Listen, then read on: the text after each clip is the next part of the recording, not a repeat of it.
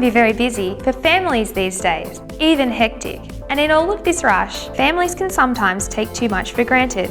And one of the things that people increasingly take for granted is their food. For example, just like millions around Australia each morning, this table is filled with wholesome and nutritious food. But who knows or cares where this food comes from, who produced it, how its production affects communities, and how the food contributes to the nation as a whole. Many Australians are surprised to learn that much of their food comes from the Murray-Darling Basin. In fact, a great deal of the food that most of us have eaten in the past 24 hours comes from the basin, which is why the basin is referred to as the nation's food bowl. The Murray-Darling Basin has been in the news a lot in recent years. What with droughts, salinity, floods, water plans, wetlands, environmental flows, and so on. But not as much has been said about the role of the basin's farmers and irrigators who provide all of this food and fibre, sometimes under difficult circumstances. And it's not just food, it's nutritious, safe and clean food, and relatively inexpensive when it finally gets to the shops. For example, this bread is made from wheat and other cereals grown right across the Murray-Darling Basin. This milk comes from dairy cows, normally milked twice a day on farms in the southern parts of the basin and using state-of-the-art equipment. Fruit is grown all over the basin. It is then canned, bottled, frozen, dried, sold fresh or made into drinks, jams and marmalades. Most of Australia's oranges are grown in the basin. Eggs, bacon, honey, butter, even flowers are all produced in the basin. Serviettes and daily newspapers come from wood grown in timber plantations in the higher rainfall areas of the basin. As the family goes off to school, work or leisure activities, they will probably take lunches and snacks, sandwiches, muesli bars, cakes and fruit. And tonight, the family will probably enjoy a meal of potatoes, meat, rice, vegetables, fruit and cream. Again, all grown in the basin. And who grows it all? Farm families.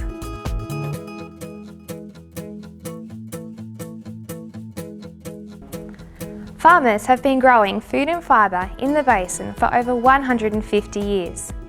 First on small holdings, but now on much larger farms. Some farms have been owned by the same families for several generations.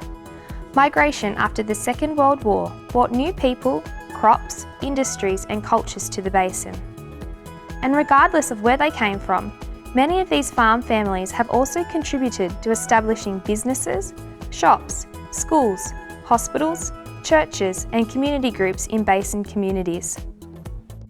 Today, there are about 61,000 farms in the Murray-Darling Basin, and these farms grow a huge range of foodstuffs. In fact, nearly 100 different types of crops and livestock. We grow many products, corn, maize, soybeans, canola, mung beans, faba beans. There's a myriad of crops and food crops, as well as fibre, that feeds and clothes people around the world. The Murray-Darling Basin is in a great temperate location. It's got good quality water. We've also got great soils that are able to grow good food with that water, and also we've got the sun. Because of media stories, many people think that the basin is all under irrigation. In fact, only a small part of the basin is irrigated. The remaining farms are dryland or rangeland farms that rely on rainfall to produce crops and raise animals. But the basin's weather has always been variable, and it doesn't always rain when and where the farmers want it. So droughts and floods have become part of the life in the basin, and this means that crops fail from time to time. Irrigation is incredibly important because in Australia we have a dry continent, broadly speaking. It's a way of producing food on an intensive basis, food and fibre. It's something that actually ironically complements the environment because you can shrink your production or expand your production depending on the volume of water that's available in any particular year.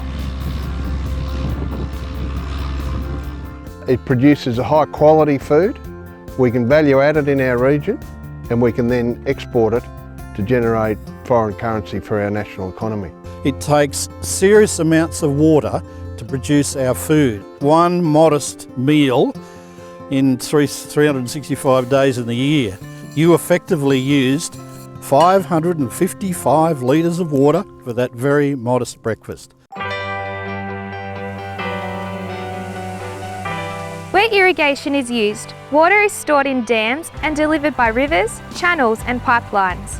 There has also been huge investments in recent years by irrigators and governments that have made our irrigators amongst the most efficient water users in the world. All of this makes the Murray-Darling Basin a major producer of food and fibre, and not just for Australian families. Every year, our farmers export a significant amount of grain, meat, dairy, cotton, wine, wool and horticultural products. Did you know that the basin produces enough rice to feed at least 20 million people every day of the year, and many more when you consider all of the other food products that are grown in the basin? When you add it all up, the basin's farmers and related industries generate about $15 billion every year for the Australian economy. This is nearly 40% of the nation's total agricultural production. And that's not bad for an area that covers only 14% of Australia.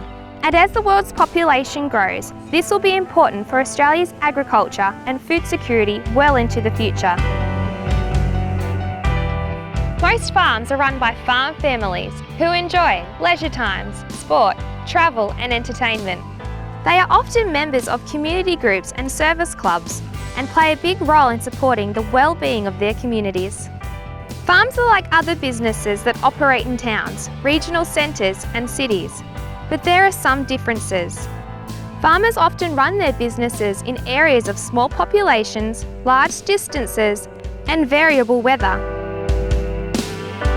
It's really important that farmers are the first in line in terms of our environment, and we need to listen to what they have to say and understand how to help manage the environment for the long term for everybody.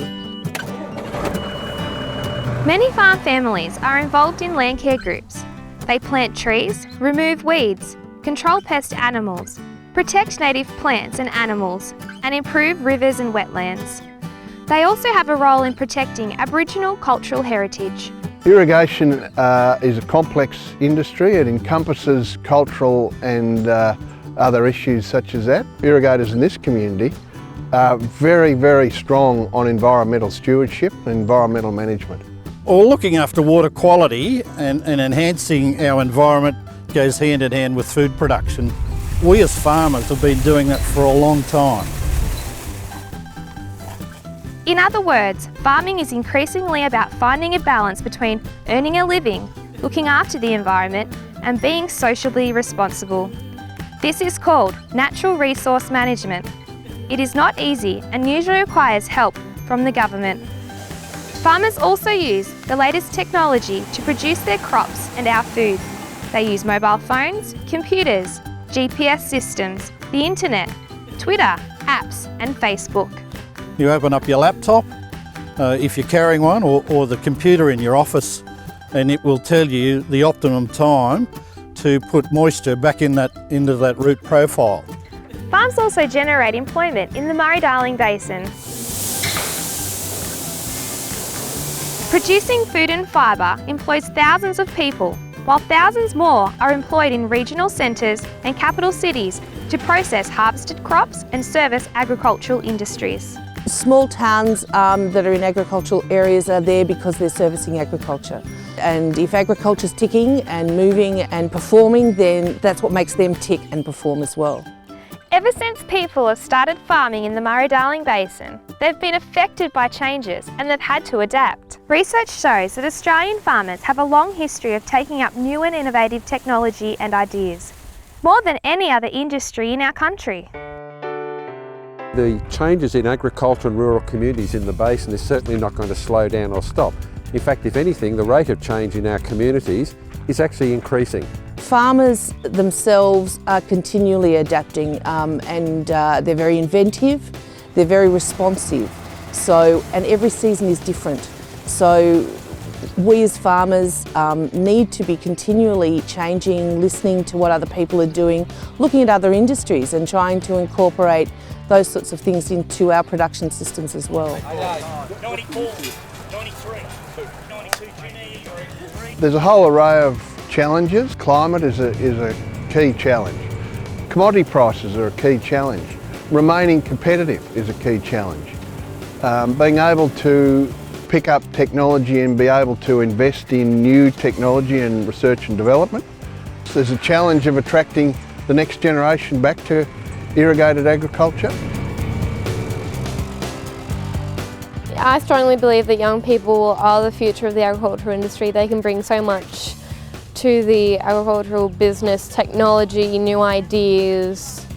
I think it's a really great industry to get into. I have considered farming as a career. I love dairy farming. My friends and I are definitely optimistic about farming in this community. Farming isn't just someone sitting on a tractor in a paddock. There are so many different careers and opportunities in the farming industry, not just being a farmer. So next time you enjoy a meal, give some thought to where all of this high quality, safe and nutritious food came from, who produced it and how it got to the shops. Much of it comes courtesy of our farmers and irrigators in the Murray-Darling Basin. The world is growing in population, the world needs food, the world is becoming more wealthy and there will be more demand for better quality food. These farmers would like you to know that they are highly efficient and contribute a great deal to local and national economies. Most importantly, they are not only trying to earn a living, but are also involved in protecting cultural heritage, improving land and water resources, improving the environment, and contributing to their communities.